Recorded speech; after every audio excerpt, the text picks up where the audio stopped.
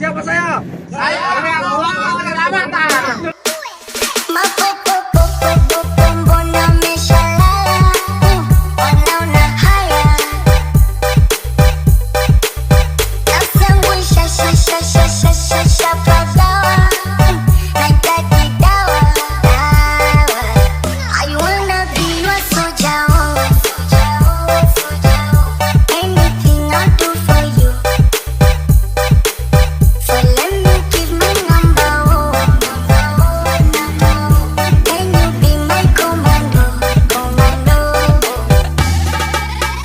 Nah, sebelumnya saya mau refresh dulu nih tentang kelas barang berbahaya.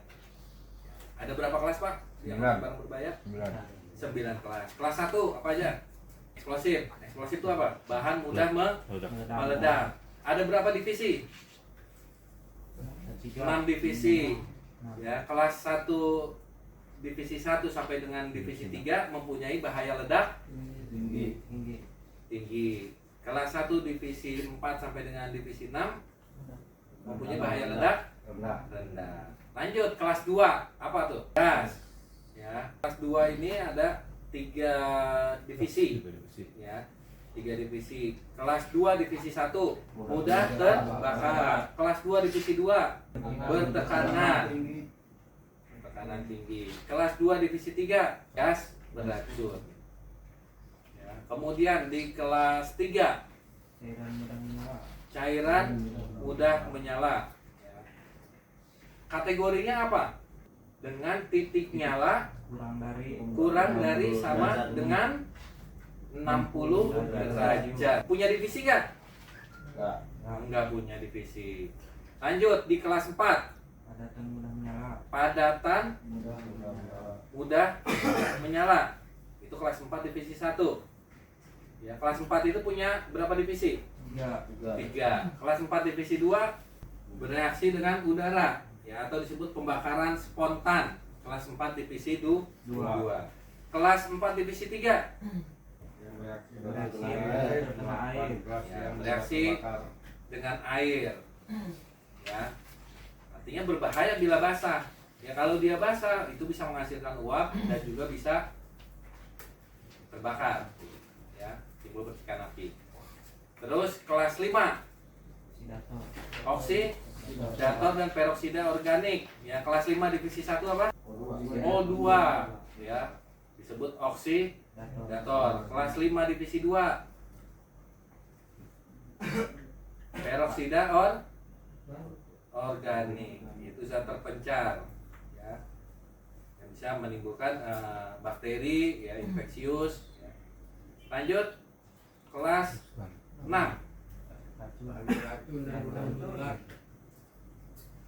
Tadi kelas berapa?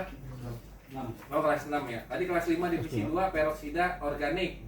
Ya, maaf tadi penjelasannya bukan ke yang bahan beracun menular, itu di 6 divisi 2. Kelas 6 divisi 1 itu bahan beracun. Ya, artinya zat ini bisa menyebabkan kematian, ya, kalau terhirup, tertelan, ya kan, atau terkena kulit. Kelas 6 divisi 2 peroksida organik, tadi yang menimbulkan bakteri, ya, virus, sebagainya. Ya. Kalau 5 divisi 2 itu peroksida organik itu bisa berupa serbuk, tapi dia bisa jadi bahan peledak itu. Maka aksi-aksi bom teroris itu ada kandungan itu juga, peroksida organik. Terus kelas 7 bahan radioaktif. Ada 3 kategori, M4. Mandul. Ya, kategori 1, 2, dan 3. Ya, artinya kategori 1 tingkat radiasinya paling rendah. Yang 3 yang paling tinggi, yang 3. Kalau 2 sedang. Terus yang keempat itu adalah material fasil. Ya, di kelas 7. Kelas 8 bahan korosif yang bisa menimbulkan karat, ya, atau bereaksi ketika terkena bahannya seperti aluminium, besi, ya kan, seperti itu. Kemudian kelas 9 barang berbahaya lainnya yang sudah termasuk kelas 1 sampai dengan kelas 8. Baterai litium masuknya di kelas berapa? Kalau dibawa dengan kapasitas 1 ton. Masuk di kelas berapa? Kelas 9 tetap Pak. Karena apa itu? Barang berbahaya lainnya. Karena dia mudah meledak apabila kena panas. Kayak misalnya Bapak handphone ditaruh di kabin nih, kena matahari terus saja, lama-lama bisa meledak. Kan ada baterai. Laptop sama, jangan ditinggal di mobil. Bapak punya laptop tinggal di mobil. Bisa meledak. Kita lanjut ke defensif dan responsible driving. Ya, bagaimana menjadi pengemudi yang bertanggung jawab terhadap diri sendiri dan pengguna jalan lain. Ya.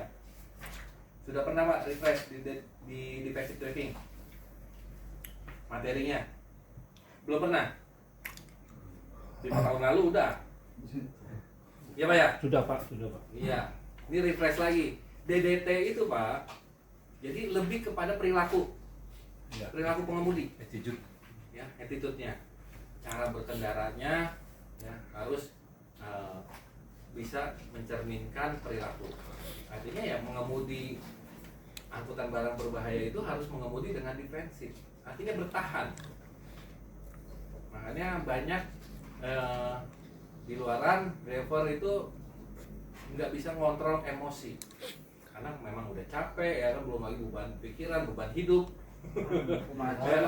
Itu akhirnya ketika di jalan mau macet, emosinya udah nggak terkontrol. Agresif itu ya serondol ya, seruduk nggak mau ngalah, terus kecepatannya sembrandul lah ya. Kalau defensif itu nggak tahan walaupun kondisinya misalnya Bapak lagi mau ngetap tol ya, udah ngantri panjang-panjang, disodok mobil set di depan ya kan.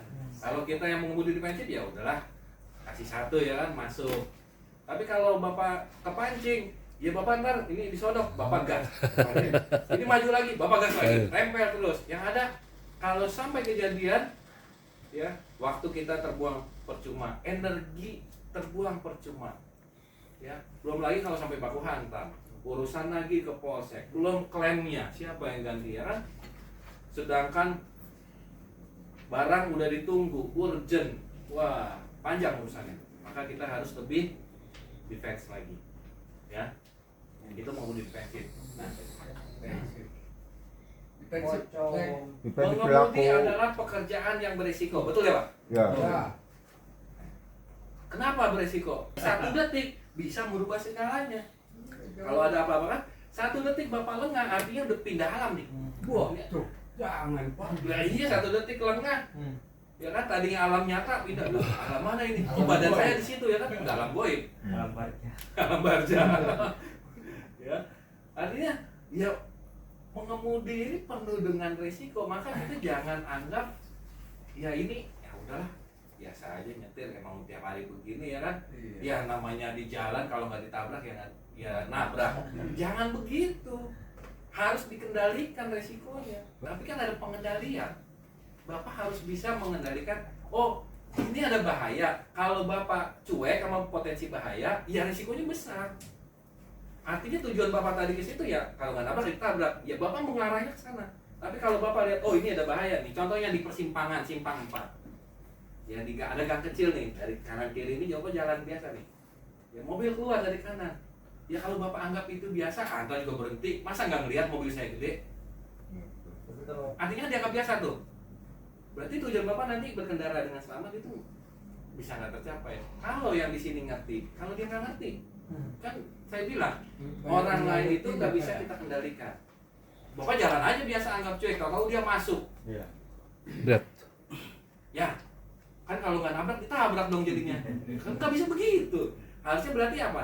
Oh, kalau defensif, wah pada persimpangan dia ada mobil nih, ya kan mau keluar, saya kurangin gas dulu deh, saya klakson deh, saya dim deh, wah masih kurang, wah saya angkat tangan deh, melambai ngasih. Itu artinya pengendalian resiko ya Pak. Kita sebagai pengemudi defensif harus bisa menerapkan itu. Ya. Jadi kita sepakat di sini bahwa mengemudi adalah pekerjaan yang beresiko. Kenapa? Karena 1 detik itu bisa merubah segalanya. Itu namanya manajemen. Artinya walaupun Bapak itu masih gampang Pak, belum seberapa, tekanan driver ambulan lebih Pak daripada Bapak bawa. Driver ambulan Pak bukan hanya sekedar ngebut cepat sampai tujuan. Lah tujuannya mau ke rumah sakit, nyampe. Lah kalau nyampe ke kuburan semua gara-gara ngebut, sembrono bawa mobilnya. bukan berarti ngebut. Gitu. Tekanan di dalam di ambulan itu mental Pak yang kena Pak. Mental Bapak. Ya Allah Pak, cepetan Pak, mau ngebut mobilnya Pak. Ya Allah, ini pasti dia udah koma ya kan. Gimana? Kepancing nggak emosi? Pasti kepancing. Bisa ngontrol nggak? Kalau nggak bisa ngontrol, bawa mobilnya bisa celaka. Contohnya banyak. Ketemu persimpangan 4, ya kan ambulan, wing berjalan. Ya kan nengok kanan, karena merasa prioritas maju terus. Taunya dari sini nggak melihat kencang, ceger. Yang terjadi kan? Ada di TV. Itu harus bisa mengontrol emosi. Itu supir ambulan Pak. Woi, sama kan saya bilang Bapak tekanan baru. Wah Pak cepetan nyampe nih. Ini Pak yang ada itu supir ambulan kayak rese kalau di Priuk kata saya. Yang awalnya itu. Pengawal. Iya. Iya, kalau pengawalan kan. Gebukin mobil. Iya, pengawalnya itu kan relawan ya. Artinya kalau dia nggak digaji kan nggak apa, memang hanya otodidak dia senang pengabdian. Nah, artinya mengabdi untuk melayani supaya nih ambulan bisa cepat sampai. Nah, secara undang-undang sih memangnya sebenarnya itu tidak diatur. Yang berhak siapa ya? Polisi. Cuman kan polisi banyak tugasnya nih. Ya kadang-kadang ya nggak ketemu setiap ambulan mau jalan dikawal sama polisi enggak. Ya sesekali kita lihat di media sosial ya polisi pulang tugas atau lagi bertugas ketemu ambulan ada beberapa yang ngawal. Ya. Di pengenalan kendaraan yang pertama sebelum kita apalagi kita dapat mobil baru atau kita nggak kenal dengan kendaraan kita, kenali dulu ya fisiknya ya, mobil kita, sistem kontrol ya. Artinya sistem kontrol itu mobil merek keluaran A sama merek keluaran B kan belum tentu sama ya. Gitu. Dari sistem kontrol dikenali. Apalagi sekarang ada kendaraan listrik, truk listrik juga udah banyak ya. Kenali. Kemudian fisik kendaraan, karakter kendaraan ya dari remnya, koplingnya ya kenali dulu sebelum jalan. Jadi jangan sampai begitu jalan Bapak langsung ke kopling lepas ya masuk gigi loncat ya. Kemudian P2H nih pemeriksaan kendaraan. Nah, P2H itu dimulai dari luar kendaraan dulu. Ya dari luar mobil, lalu masuk ke ruang mesin, ya terakhir baru di dalam kabin. Nah, pada saat Bapak ngecek itu bukan hanya dilihat Pak, tapi disentuh nih dipegang. Oh ini spionnya aman, nggak goyah. Oh ini bempernya propos disentuh. Oh ini karet wipernya nih. Karet wipernya udah getas, artinya dipegang, diperiksa, bukan sekedar dilihat oh wiper ada, spion ada, plat nomor ada, centang ya kan, artinya meriksanya sekilas, jangan, tapi disentuh. Oh iya plat nomor, kendor kan plat nomor bautnya, nah, diperiksa, namanya diperiksa. Kayak Bapak ke dokter aja, Bapak sakit apa? Emangnya dukun ya kan, nggak diperiksa atau oh ya udah ini aja udah obat. Ya. Itu artinya harus ada yang disentuh lah. Nah, metode pengecekan kendaraan namanya balok Pak, metodenya caranya. Ya jadi ngeceknya B-nya ini ban dan bodi, ya, kemudian A-nya air atau angin, kemudian L-nya kelistrikan, O-nya oli, K-nya karet dan kertas. Nah, ini sistematis ngecek mobilnya. Ketika ngecek ban dan bodi, udah ban dan bodi dulu. Terus habis itu ngecek air sama angin supaya nggak ada yang kelewat ya, ngecek oli semua gitu ya.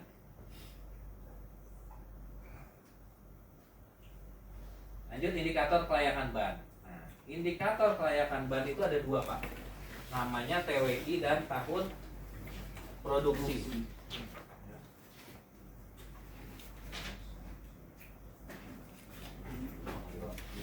TWI dan tahun produksi. TWI ini adalah indikator kelayakan ban.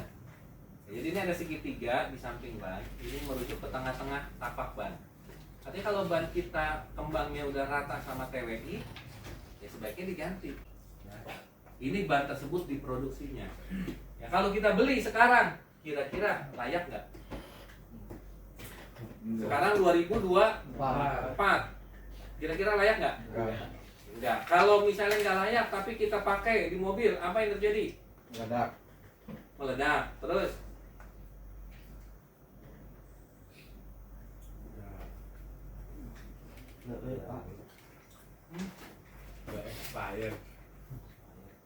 Kalau kita paksakan, pasti banyak dampaknya. Kayak tadi meledak, bannya ntar benjol, angin keluar dari bibir velg, ya kan? Banyak penyebabnya. Karena nggak elastis ban yang baru keluar. Ya, idealnya itu adalah 4 tahun ke belakang. Artinya sekarang 2024, 2020 masih oke kita beli. 2018 jangan. Ya, Bapak misalnya beli ban motor nih, diskon. Biasanya kan ban motor 250.000 sampai 300.000 untuk yang standar. Ban 80/90 ring 14 ya untuk motor matic di depan. Itu harganya sekitar itu. Tiba-tiba dikasih diskon, Bapak harganya jadi 100.000. Nah, curiga Pak, lihat dulu tahun produksinya. Jangan main beli aja. Ntar begitu dibeli, dikit-dikit ke tukang tambal ban, dikit-dikit ke tukang tambal ban, nggak habis juga buat nambel. Jadi gitu ya. Ban motor tuh sama. Sekarang ban motor banyak yang ini juga Pak, yang vulkanisir. Baru Pak. Vulkanisirannya baru, artinya tempel itu. Nah, vulkanisirannya nggak diukir, ditempel, cetak lagi, dipres. Itu bahaya tuh. Sekarang dicanggih sih, ban motor tuh. Kalau mobil pakai ban pelek. Apalagi mobil berarti Pak. Mobil banyak Pak, Cengkareng ada pabriknya. Berarti Bahayanya bahayanya kalau pakai mobil angkutan barang. Nah, Bahayanya itu. Keluar sih. jelas.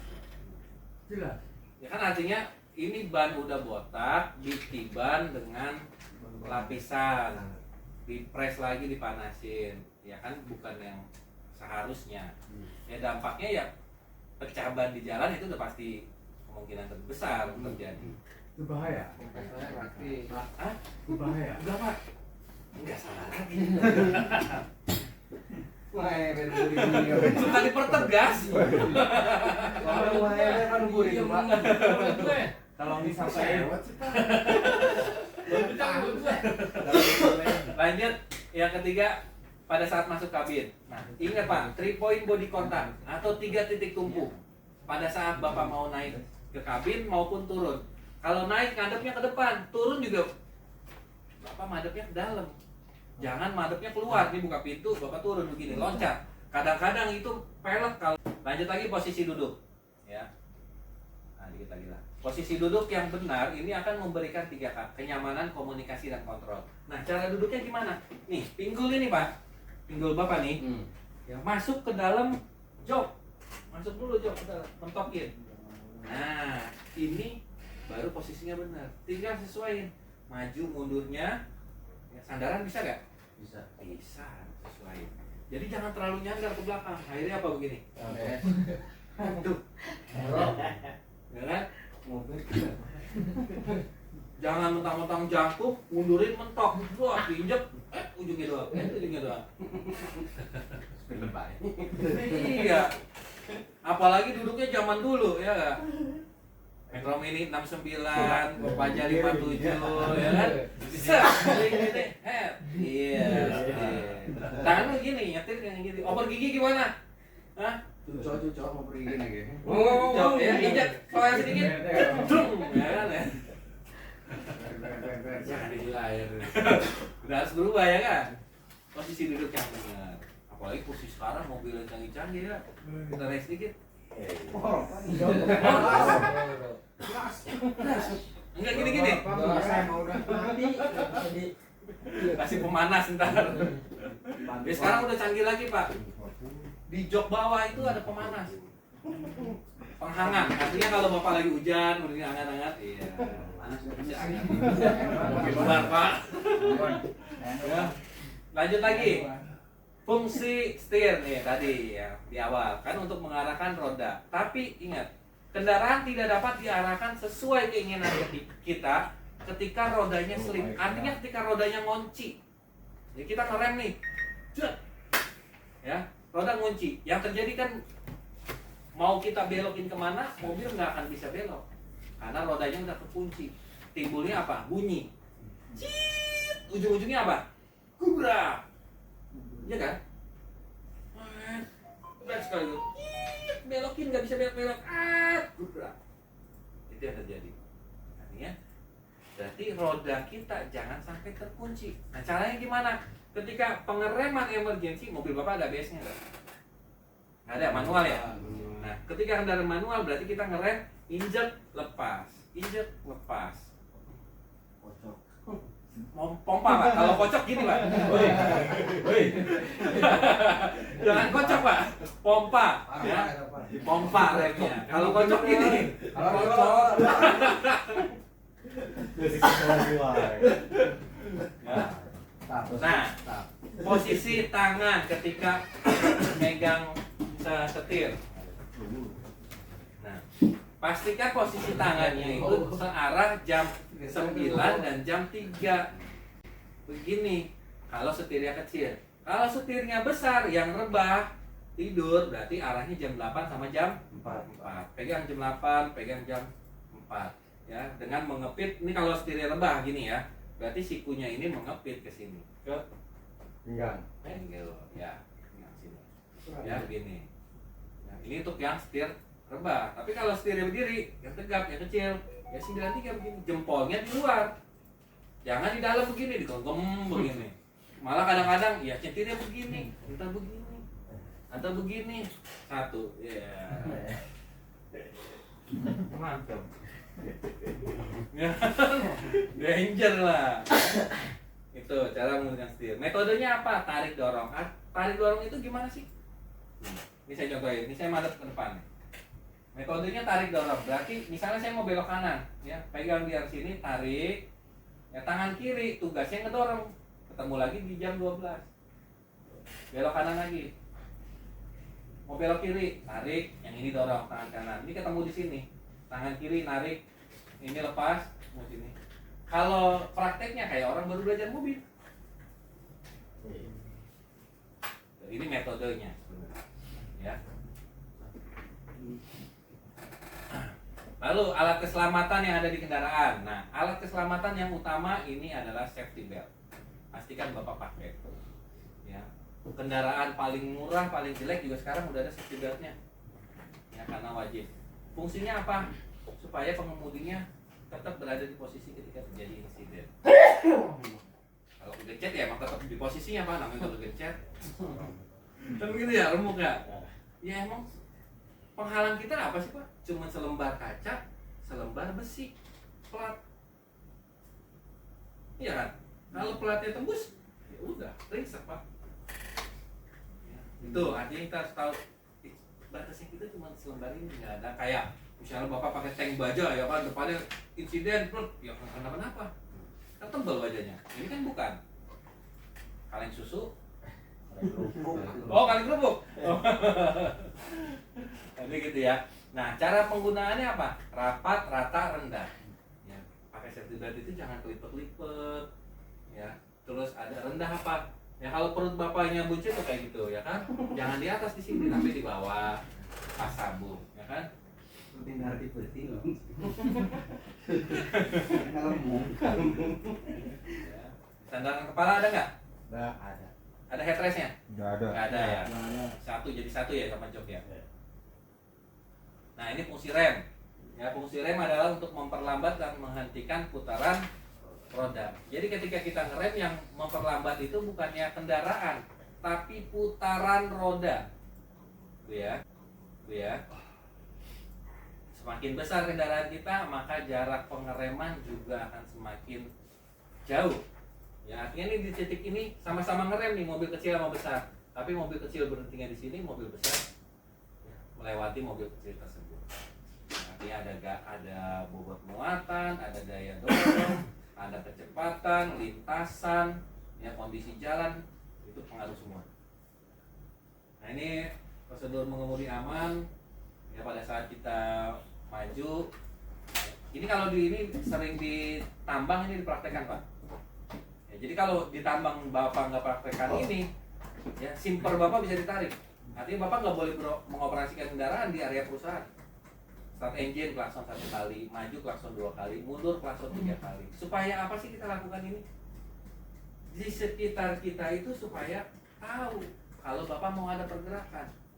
Ya misalnya Bapak di gudang nih, Bapak mau maju, ya udah nyalain mesin, Bapak nggak ngelaksonin, tiba-tiba orang nyebrang, ya kan? Atau tiba-tiba ada forklift, ya dekat jalan Bapak, ya ya menemukan. Nah, akhirnya terjadi senggolan, ya kan? Kalau ada insiden di area tertentu, apalagi di area zona di gudang ya kan, tempat bongkar muat, itu HSE-nya pasti kan akan dicabut, ditarik. Kenapa nih? Diinvestigasi, ditarik, bikin kronologi.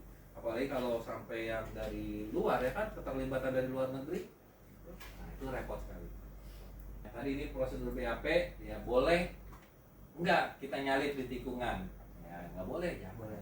Aman nggak situasinya? Perlu nggak kita buat nyalip? Ya 3 unsur ini terpenuhi baru kita nyalip. Kalau ada salah satu unsurnya yang hilang, jangan. Ya, yang terjadi kayak gini. Nyalip di tikungan ya gak? Yang disalip mobil gede. Ya kayak gitu. Apalagi kita sama-sama mobil besar ya kan. Nah ini artinya prosedur pada saat nyalip. Pertama kali sebelum nyalip apa? Prosedur BAP dulu, cek. Lihat spion, kasih sen, cek lagi spion, nengok, klakson ya kan, atau lampu dim. Terus lakukan, artinya lakukan kita nyalip. Ya, terus setelah nyalip, ya cek spion dulu nih sebelum pindah ke sebelah kiri. Ya, cek spion, kasih sen, ya, kemudian nengok, baru kita masuk ke lajur papas. Nah, ini kalau kita persimpangan. Nah, kalau kita ketemu persimpangan, jangan lupa nih cek kanan, kiri, kanan lagi. Jangan cek kanan, kiri, kanannya nggak dilihat lagi. Artinya nengok kanan, nengok kiri, maju langsung. Untuk sertifikasi di awak barang berbahaya itu kan 5 tahunan. Ya, kalau setahun sekali itu ada namanya DDT, defensive driving. Itu di refresh lagi setiap tahun supaya mengemudi Bapak lebih antisipatif. Ya, artinya mengemudi kan bukan hanya Bapak doang yang nyetir di jalanan, banyak orang lain.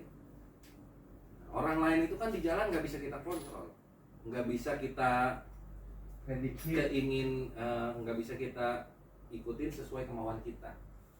Artinya ada motor di pinggir jalan, motor jangan di pinggir situ dong, sono turun ke bawah, kan nggak bisa. Nah, perlu langkah antisipasi yang kita lakukan apa supaya terhindar ya dari kecelakaan. Ya, ada potensi bahaya kita tekan supaya resikonya menjadi yang paling kecil. Kan begitu. Itu refresh Pak tiap tahun cara berkendaranya, tapi di B3 5 tahun sekali.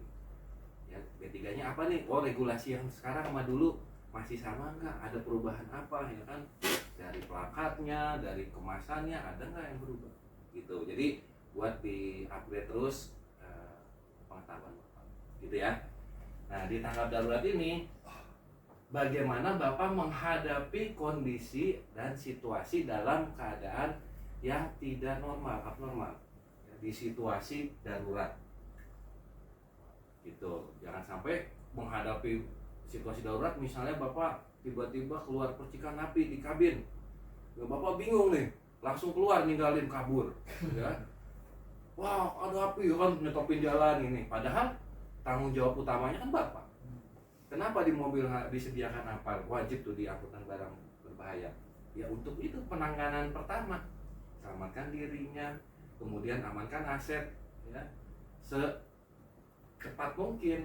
Ya, kalau apinya udah di bawah 5 menit masih bisa lah kita ambil. Tapi tergantung apanya juga ya. Kalau lebih dari 5 menit itu pasti besar. Gitu. Nah, artinya Bapak nggak boleh meninggalkan kendaraan pada situasi kondisi darurat. Ya, ini ada beberapa video di awal kita lihat untuk kondisi darurat yang terjadi. Satlantas Polres Cilegon menyelidiki penyebab kecelakaan tunggal truk tangki bermuatan cairan kimia. Akibat terperosok ke saluran drainase, cairan kimia yang dibawa truk tangki tumpah di Jalan Raya Anyar Cilegon. Truk tangki pengangkut cairan kimia asam sulfat dari Karawang, Jawa Barat menuju pabrik kimia PT Chandra Asri Petrochemical terperosok saat menghindari kendaraan lain. Truk tangki pun terguling dan menumpahkan semua cairan kimia yang dibawanya. Polisi meminta masyarakat untuk menjauhi area kecelakaan agar tidak mengalami kejadian yang tidak diinginkan karena dampak dari tumpahan cairan kimia yang bersifat korosif. Ini kelas 8. Cairan korosif. Polisi menggunakan alat berat untuk mengangkat tangki Iya, dan memisahkan Surabaya. tangki yang Kemudian berisi di cairan Karawang. asam sulfat sebanyak 30.300 kg. Untuk mencegah tumpahan asam sulfat meluas, petugas menggunakan pasir guna mengisolasi area genangan. Polisi telah berkoordinasi dengan Dinas Lingkungan Hidup setempat dan penanggung jawab dari pemilik cairan kimia agar asam sulfat yang tumpah dipindahkan ke tangki lain. Menurut keterangan supir, dia banting setir ke kiri karena ada namanya mungkin saling nyalip kali, entah itu apa, dan bahkan kecepatan juga tidak terlalu cepat seperti itu. Muatan apa sih, Pak? Itu bahan kimia cair. Pak, sampai sejauh ini apakah ada laporan warga yang mengeluh karena pusing atau mual karena bau yang menyengat, Pak? Sejauh ini sih baru apa yang dirasakan oleh warga itu ya pusing sama bau yang menyengat. Itu Pak. Ini video kecelakaan lalu lintas muatan asam sulfat. Izin Pak, sebelumnya saya nanya, Bapak bawa muatannya Pak? BA, EA. Berarti masuk di kelas 3 sama 8. Kok tahu? Korosif ya, korosif Ya. sama variabel. Ya. Termasuk ada di kelas Cairan. 8. Iya, betul, Pak. Ya, Tiga korosif sama juga. Oh. Karena ada kandungan di asam sulfat. Ya. Nah, ini jadi contoh Pak. Artinya ketika terjadi insiden seperti ini, nah awak tangkinya ini harus seperti apa? Atau awak barang berbahayanya? Yang pertama, ya, Bapak selamatkan diri Bapak. Kemudian amankan aset. Ya, kalau masih bisa, masih ada utuh unitnya, amanin. Kemudian, ya, di blokade supaya tidak ada korban jiwa. Artinya kalau asam sulfat, orang kayak tadi tuh ada cairannya, orang lewat nggak pakai sendal, Ya. apa yang terjadi? Melepuh kakinya, ya kan? Itu makanya harus di portal tutup. Nah, spill kitnya dikeluarin kalau masih bisa. Ya, tapi kalau nggak bisa, Bapak segera foto, video, Bapak telepon ke pengurus. Ya. Info kejadian, ada kejadian apa, di mana titiknya, minta koordinasinya gimana, ya kan? Apakah Bapak yang hubungin petugas atau dari perusahaan, gitu ya? Koordinasi artinya harus intent dulu tuh, dan pastiin jangan sampai ada orang yang melintas. Makanya penting ada harus kerucut, ya kan? Polis line untuk garis pembatas, gitu. Takutnya ada timbul korban jiwa, tadinya aman-aman aja, tahu-tahu orang nyelonong, ya kan? Setelah kejadian ini baru direview lagi kenapa ini bisa terjadi, gitu. Penanggulangannya seperti apa, penyebabnya, ya. Faktor dominannya di mana? Kalau di awal, oh ini karena nggak kuat nanjak, ya apa penyebabnya? Dasarnya itu yang dicari supaya tidak terulang lagi. Kalau udah di ujung mah yang di awalnya karena nggak kuat ngerem di atas, ya sebabnya apa, dicari dari paling bawah. Ya contoh kasus yang sekarang lagi ramai ini kan rem blong, ya. Yang lagi ramai Pak di mana-mana, yang terakhir di Cipularang, ya kan? Nah penyebabnya kan yang disampaikan itu rem blong. Nah, awalnya itu apa yang paling mendasari? Apakah drivernya dilakukan pengecekan nggak sebelumnya? Udah pernah perawatan rem belum? Kapan terakhir dirawatnya? Spare partnya ori nggak? Apakah diakalin apa diganti baru? Nah kan itu semua banyak keterkaitan. Jadi harus ada kerjasama antara pengemudinya sama perusahaannya. Ya kalau ini pengemudinya ada keluhan, ya dilaporin, perusahaan biar tindak lanjut. Ya kalau pengemudinya cuek aja, ya perusahaan kan nggak merasa ngurusin Bapak, banyak orang gitu kan, bukan Bapak doang, artinya ya Bapak harus report. Ya, kalau nggak dikasih tahu ya nggak akan diperbaiki kan gitu. Ya, perusahaan pasti akan mau-maintenance Pak, nggak mungkin didiemin aja. Artinya kan itu aset, asetnya kan mobilnya berapa sih harganya Pak? Di depannya ada kemacetan. Jangan nol, di depannya ada kemacetan. Jangan lihat tapi terus. Nah ini terbakar kenapa? Karena adanya gesekan. Tapi LPG-nya tidak bocor. Ya setelah kejadian ini, ya selamatkan diri juga. Api besar nggak bakal bisa pakai apar. Apalagi yang ada dingin. Langkahnya apa? Amankan area lokasi sekitar, clear. Ya kan? LPG yang dipanggang akhirnya meletus. Ini skid tank, Pak. Kalau CNG lebih besar lagi dari ini. Ya. Dan ini pun di bawah jembatan ini masih ada aktivitas, artinya ada korban jiwa.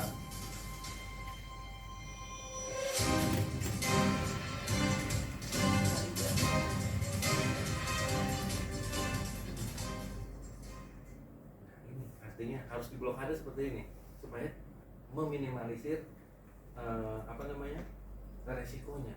Walaupun pasti ada resikonya ya kan, di bawahnya ternyata ada korban jiwa. Kalau skid tank, Bapak tahu mobil skid tank ya CNG yang satu muatan itu bisa ada 6, kadang-kadang 8 yang besar yang panjang ya. Nah, itu satu tabungnya itu 5.000 PSI, Pak. Tekanannya satu tabung. Ban Bapak aja kalau meletus cuma isi 110, kaget sendiri kan kadang-kadang. Allahu Akbar ya kan. 110. Ini 5.000 satu tabung. Sekali angkut jalan ada 6 tabung, 8 tabung. Ya, kebayang ya? Kalau itu meletus ya lebih besar dari ini, Pak. Ini udah besar sekali. Itu produk CNG. CNG. Ya. Tuh. Nah, ini Pak, tujuan Bapak berkendara itu apa, Pak? Saya mau tanya Bapak. Sampai dengan selamat. Ya, artinya transportasi tanpa kecelakaan. Ya kan? Artinya Bapak kan memang profesi Bapak ini pengemudi kan itu. Ya, mengemudi ini sudah menjadi pilihan hidup. Artinya ya mau nggak mau kita lakonin. Ya kan?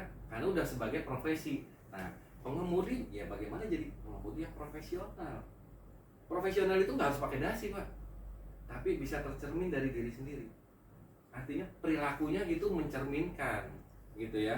Nah, tujuan kita mencapai transportasi tanpa kecelakaan itu bukan hanya sekedar kata-kata, bukan hanya saya pengen selamat selama perjalanan, setiap hari juga pengennya gitu. Iya, tapi apa ya faktor pendukungnya supaya ini tercapai selama di jalur lintasan ini, di jalan raya. Ya perlu Bapak ini ya peningkatan kompetensi, pengetahuan tentang kendaraan, tentang regulasi, tentang muatan. Ya ini yang pertama. Makanya diadakan training, di refresh kan gitu ya. Itu yang pertama. Yang kedua, pengendalian resiko. Mengendalikan resiko. Oh, ini bahaya nih. Bannya udah benjol, ya kan? Bagian luar, sebelah kanan udah kempes. Artinya Bapak udah tahu itu berbahaya, berarti kan harus apain tuh? Diganti dulu. Artinya Bapak udah mengendalikan resiko kecelakaan di jalan. Nah kan penting ini, ya kan? Mengendalikan resiko. Kemudian ketaatan hukum, aturan lalu lintas. Ya, patuhi. Artinya misalnya, oh Bapak di jalan, ya harus pakai sabuk pengaman. Bukan ada ETLE, tarik. Habis itu lepas lagi. Oh ada kamera, pasang. Nggak ada, lepas lah, udah. Bukan begitu kan, tujuan Bapak ke sini tanpa kecelakaan, ya ini harus ditaati. Kalau kata di polisi lalu lintas ya apa Pak, siap 86 ya kan. Kecelakaan terjadi karena adanya pelanggaran. Artinya pelanggaran yang dilakukan terus-menerus berulang-ulang ya itu bisa berpotensi kecelakaan. Contohnya Pak, teleponan, nyetir sambil teleponan, ya kan? Itu mengganggu konsentrasi, kan nggak boleh. Ya, artinya itu bisa membahayakan. Konsentrasi Bapak bukan nyetir lagi, tapi dengerin ke sini. Apalagi kalau lihat live streaming, ya kan? Nah, fokusnya udah ngeliatin HP aja, bukan ngeliatin ke depan ya, ke kendaraan, ke jalan ya. Ini, lihatin HP. Tatan hukum, terus apa lagi? Tanggap darurat. Nah, situasi tanggap darurat ini gimana ya? Ada SOP-nya kan? Ya kan? Kemudian ada pelatihan nggak? Bapak pernah pelatihan pemadaman api menggunakan apa? Pernah. Artinya ini udah terpenuhi nih tanggap darurat ya kan? Salah satunya coba untuk memadamkan api. Yang belum pernah ya semoga nanti ngalamin. Pernah latihan. Orang yang sering nyoba aja kadang-kadang kalau ketemu api beneran mundur, gemeter. Ya kan? Apalagi yang belum pernah. Itu. Terus keselamatan, keamanan dalam perjalanan. Nah, ini diperhatikan aspeknya ya. Utama kecepatan ya. Ini termasuk di sini. Kemudian pengangkutan, pemuatan dan pembongkaran. Ya, SOP bongkar muat. Ini artinya banyak faktor yang harus dipenuhi agar tujuan kita transportasi tanpa kecelakaan itu bisa tercapai.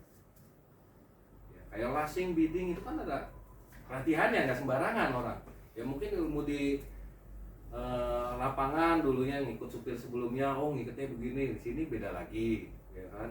Cara ngikutnya, oh ini harus size-nya, rantainya berapa mili, ya kan? Oh ini cara ngikutnya begini, oh ini begini, beda lagi. Oh pakai terpas, caranya seperti ini, kan lain. Ya, artinya ini harus ada edukasi lah, ya, pemahaman, ya, supaya tujuan kita ini bisa tercapai. Ya. Di mobil Bapak ada tanggap darurat di unit. Itu bentuknya kartu atau stiker di unit. Ayo, ada nggak? Misalnya nih di kartu kayak gini selembar kertas A4 nih di laminating gitu.